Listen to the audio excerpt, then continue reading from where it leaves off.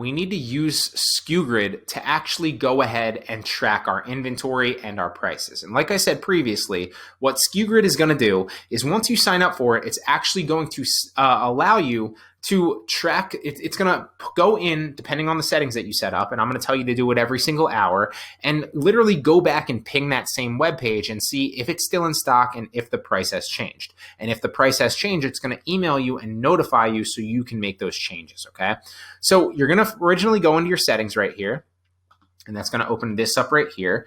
And this is how I typically set it up, right? So every hour, you can make it more if you want, but every hour is obviously good. You want it tracking your prices and your inventory as often as possible so that you don't get stuck like, with somebody buying a product that's out of stock on another website, right? You want it as frequent as possible. And I also recommend, not charging for this reason because I'm recommending it as frequently as possible. I also recommend that you don't pay by how often it's doing it. I recommend that you pay by the amount of products that it's tracking, right? Not the frequency. When it actually goes to make you pay, when you subscribe, it's going to tell you, okay, do you want to pay by the product? And you want to pay by the product. That's definitely what you want to choose, right? Or do you want to pay by how many times it's actually checking for you? And that's not what you want to choose, right? Some people make the case because they don't check it as frequently that it's cheaper. And in that case, it is. But you always want to check it as frequently as possible because you never want to get stuck with a product that's out of stock because you never really want to cancel an order on Amazon unless you absolutely have to, okay?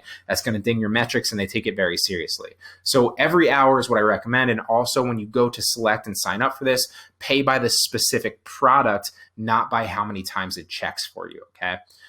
So look, it's saying like 1 check equals 1 credit, typically because I just opened a demo account to kind of show you. Also, how many items do you want to display per page? Doesn't really matter. I just put it at 250. If you have more products, you can go down if you want to do that. It tends to be a little bit slower the more products that you have. So I would recommend like 250 or 500 would be a good kind of, estimate there. And then I say yes here. I say no here. I say maximum days before it dispatches from my supplier is 7. That just means like the handling time. You can make this lower if you want.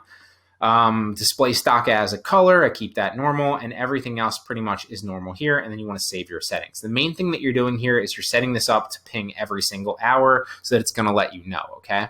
And then it's going to email you right here when you go to notifications. And then you're going to put your email in here in notifications and then go down again, send notifications every hour because it's checking every single hour what to include in your emails. Make sure that yours is set up like this, right? And then you're going to save the settings. And then it's going to email you to the email that you put in here every single hour if something has changed. If it hasn't changed, you won't get any emails, okay? So that basically lets you get notifications via email every single time something goes out of stock, which is very, very important, and every single time a price change, which is also obviously very, very important. So now we want to go back and add that item into our inventory, okay? So we're going to go add single item here. For reference ID, I usually recommend putting the ASIN in and where you sourced it because it's already going to have your specific title in there, okay? It's already going to know that. So I'm going to say like this is, what was this? This was Bed Bath & Beyond. So I know where I sourced it. And then the ASIN right there. Let's go grab the ASIN. And the ASIN, okay? And then obviously you're gonna need the supplier link. You already got that right here. So we're gonna right click this and copy the supplier link and we're gonna paste it in here.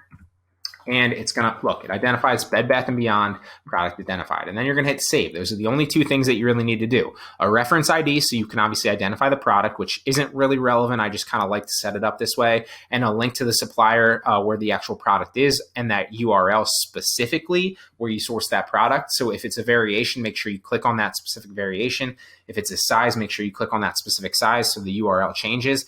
Grab that specific URL, put it into your spreadsheet, and then put it into this software right here. And then it will ping that specific URL and check the price and the stock availability and let you know if something changes. And then you're going to hit save, and it's really that simple.